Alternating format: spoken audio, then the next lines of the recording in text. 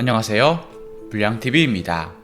오늘 소개해드릴 선수는요, 네덜란드 축구 국가대표팀 102경기를 뛰며 50골을 넣어서 역대 가장 많은 득점을 기록한 오렌지 군단의 창끝, 길거리 축구로 다져진 경험으로 EPL 단일 연도 최다 득점 기록 2위를 기록한 테크니션이었지만 잦은 부상으로 긴 전성기를 누리지 못한 하드캐리 머신 로빈 반 페르시입니다.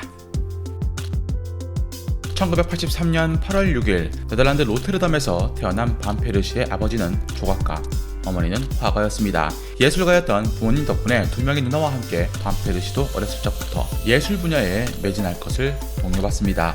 하지만 반 페르시는 사물에 대해 관찰하는 것을 딱히 즐기지 않았다는 사실. 창의적인 DNA를 물려받은 그는 손이 아니라 발에 재간이 더 많았음을 길거리 축구를 통해서 알게 됩니다. 자라나면서 반 페르시는 그가 다니던 로테르담 학교에서 많은 문제를 일으켰습니다. 나쁜 짓을 해 교실 바깥으로 쫓겨나가서 있어야 했을 정도. 하지만 그 덕분에 40살가량의 학교 수희 아저씨와 친해질 수 있었고, 수희 아저씨는 당시 14살이던 반 페르시에게 나이트클럽보다 공부에 집중하라고 조언을 합니다. 수희 아저씨 모 씨의 충고 덕분에 반 페르시의 행실은 좋아졌고, 반 페르시가 축구 선수로 꿈을 키울 수 있는 중요한 계기가 됩니다. 1998년 반 페르시는 15세의 다소 늦은 나이에 유스클럽에 입단을 하게 됩니다. 로빈의 아버지 밥은 아들을 집에서 1km 떨어진 엑셀시오르로 데려가 테스트를 받게 했고, 구단 코치들은 로빈의 플레이에 깜짝 놀라며 단 몇 시간 만에 합격 통보를 전합니다. 그러나 반 페르시는 엑셀시오르 클럽의 코치와 불화를 일으켜 2001년 페예노르트 유스로 이적해야 할 만큼 어린 시절 악동이었습니다. 주전 선수들의 부상으로 인해서 빈자리가 생기자 그는 빠르게 주전 자리를 차지합니다. 17살의 나이에 클럽에 데뷔하였으며 이어 15경기에 출장까지 합니다. 그는 꽤 좋은 활약을 보여주었고, 특히 2002년 5월 8일 열린 UEFA컵 결승전에서 페예노르트가 도르트문트를 3대2로 꺾는 데 있어서 지대한 공헌을 합니다.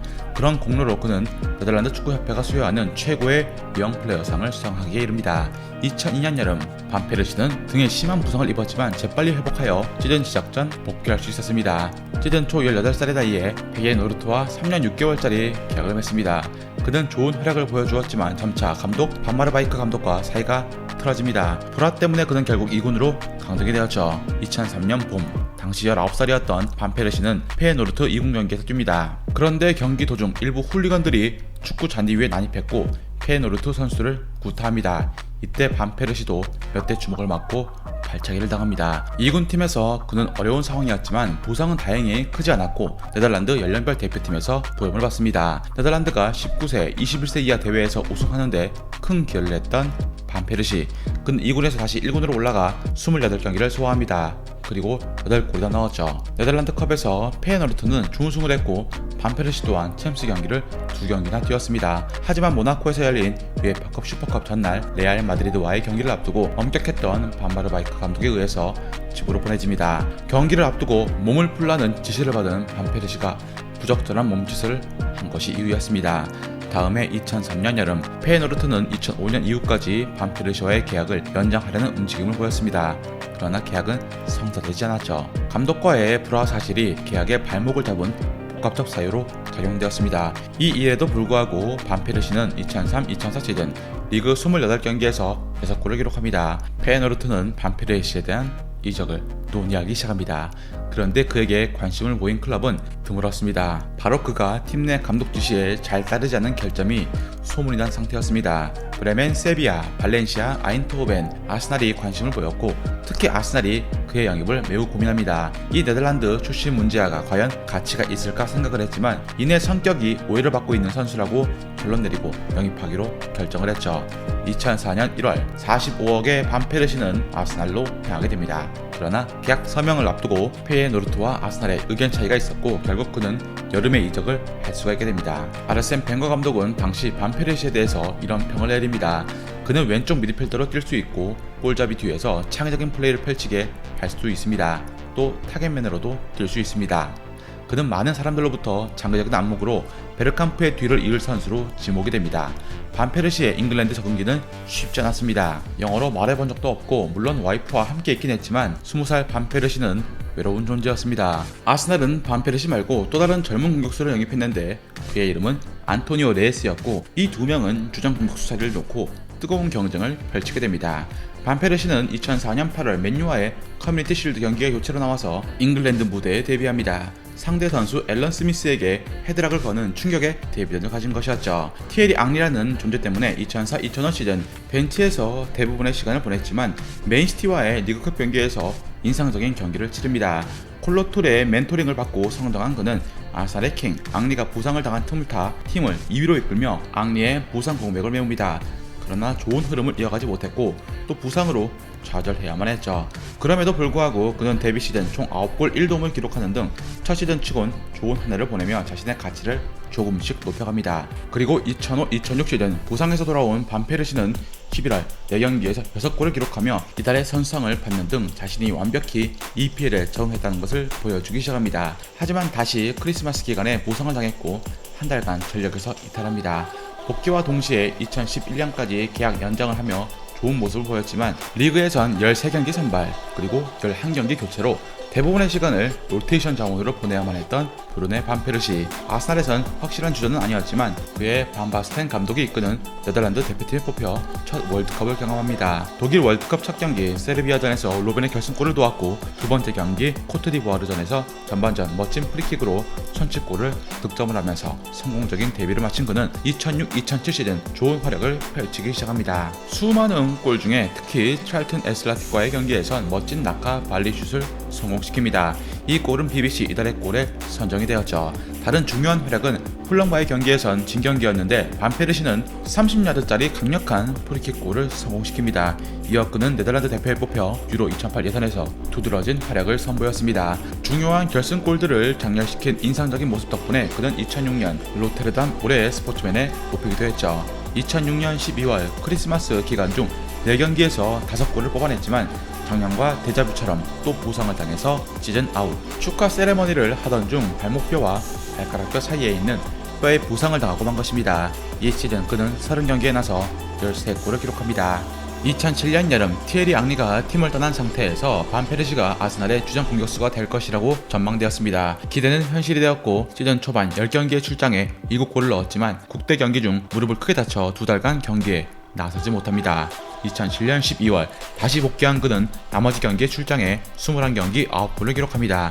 고질적인 부상으로 계속 팀 전력에서 빠지는 횟수가 늘어났고 이는 곧 앙리의 공백을 채우는데 부족함으로 드러나게 됩니다. 이듬해 2008-2009 시즌 조금씩 부상을 이겨내는 모습을 보이기 시작. 리그에서만 28경기 11골과 11도움을 기록해 10 클럽에 가입했고 FA컵에서는 6경기 4골, 챔스에선 8경기 5골 3도움을 기록하며 다시는 부상만 없으면 최고의 선수라는 것을 입증합니다. 한동안 리더십 부재로 시달렸던 아스날은 반페르시를 임시 주장으로 임명하기에 이릅니다. 아르센 벵거 감독은 반페르시의 주장 임명에 대해서 나는 그가 얼마나 사람이 진화할 수 있는지를 보여줄 수 있는 좋은 본보기라고 봅니다. 라며 발전된 반페르시를 적극적으로 밀어주게 됩니다. 그리고 2009-2010 시즌 하나의 변환점이 찾아왔죠. 맨시티가 아스날의 아데바요르를 영입해가면서 반페르시가 전형적인 원톱으로 뛰게 된 것입니다. 이런 변화는 긍정적인 듯 했습니다. 12라운드까지 7골을 넣으면서 엄청난 골 행진을 보여주었기 때문입니다. 그러나 그는 다시 부상으로 쓰러집니다. 13라운드부터 33라운드까지 20경기에 그가 빠진 것이었죠. 한편 시즌이 끝나고 반페르시는 월드컵에 출전해 네덜란드 부동의 원톱으로 활약하면서 자국의 결승 진출을 이끕니다. 결승 상대는 유로 2008 우승팀인 스페인. 네덜란드는 경기 막바지 수적 열세에 시달렸음에도 불구하고 대등하게 맞섰으나 결국 이니에스타의 결승골에 의해서 패하며 준우승에 머물게 됩니다.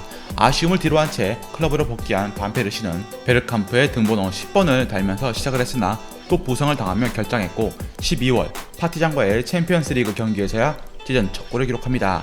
하지만 2011년에 해가 뜨고 나서의 반페르시는 또 한 번 놀라운 득점력을 보입니다. 1월 1일 버밍엄과의 원정 경기를 시작으로 엄청난 득점력으로 아스날의 연승을 이끌었고 칼링컵에서 수상하며 결승전까지 팀을 올려놓았습니다. 특히 챔피언스리그 최강팀 바르셀로나와의 경기에선 믿기지 않는 슛으로 골망을 흔들며 아스날 팬들을 열광케 했습니다. 아스날 팬들은 칼링컵 우승컵을 들어올려 2005년 이후 이어진 지긋지긋한 무관 행진을 깨길 바랬습니다. 하지만 앞선 스토크와의 경기에서 파브레가스와 월콧을 이룬 아스날은 반페르시의 환상적인 동점골에도 불구하고 막바지 코시엘리의 결정적인 실수에 의해서 마르틴스에게 결승골을 허용하며 우승에 실패합니다. 이후 아스날의 기세는 너무나 많이 꺾이게 됩니다. 아스날의 부진 속에서 반페르시는 홀로 빛났죠. 리그 원정 경기 9경기 연속골을 기록하며 종전 기록을 갈아치우는 등 맹활약합니다. 반페르시의 활약은 그간 그를 비판했던 이들을 모두 잠재우기에 충분했으나 아스날은 시즌 막바지 무승부와 패배를 반복하며 사스날로 한 해를 마감하게 됩니다. 시즌이 끝나고 주장 파브레가스와 나스리는 팀을 떠났습니다. 2011 시즌 전 주장 파브레가스가 바르셀로나로 떠나면서 반페르시가 팀의 새로운 주장이 됩니다. 아스날은 엄청난 부진에 시달렸고 특히 맨유에겐 8대2로 끔찍한 대패를 당하기도 했죠. 경기 후 라커룸으로 들어가는 선수들에게 고함을 불러 세운 후 원정 팬들에게 인사를 시킨 반페르시. 아스날 팬들은 그에게서 주장의 품격을 느낍니다.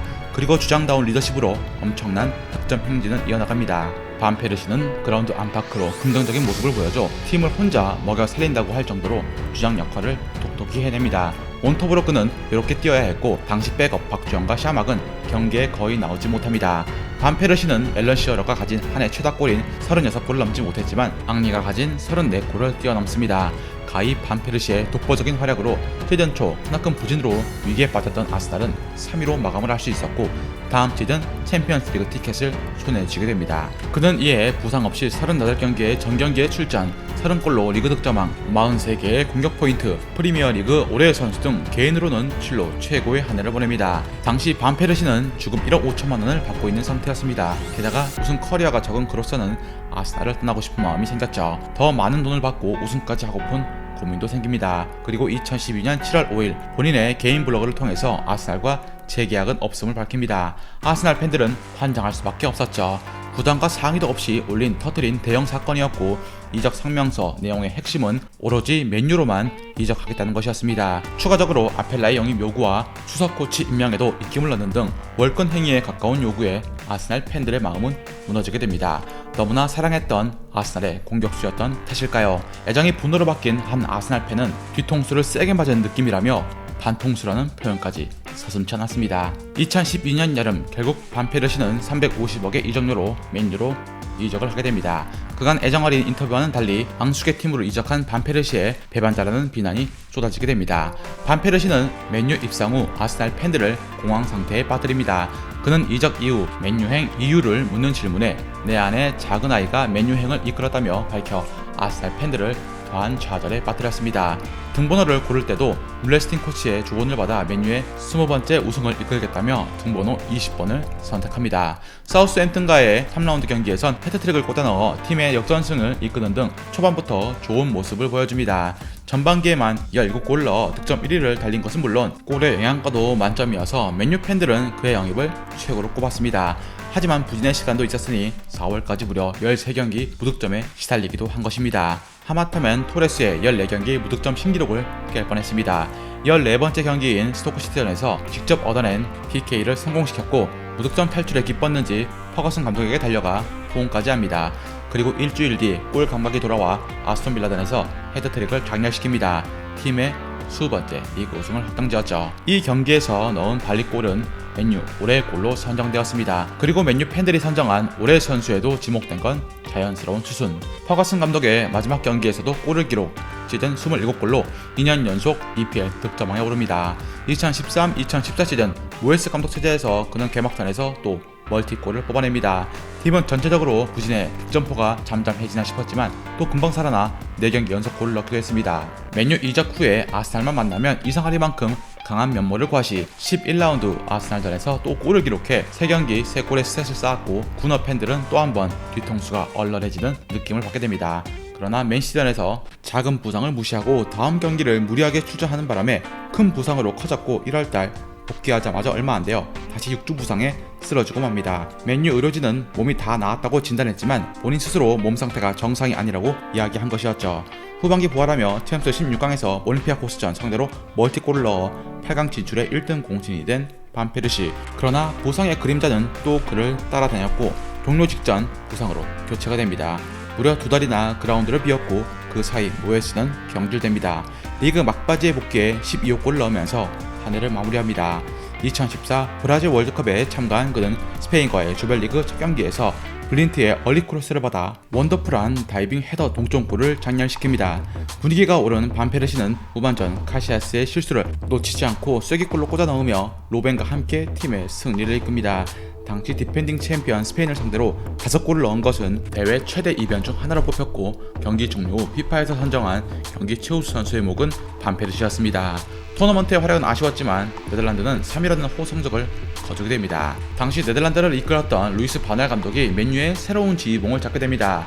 그러나 2년 연속 득점왕이라는 타이틀이 무색하게 무득점 경기가 속출했고, 팬심까지 등을 돌려 그에게 민페르시라는 별명이 붙기도 했죠. 10라운드가 넘어서야 그의 클래스가 점점 살아났고 15라운드 사우스햄튼전에서 결정을 맞이합니다.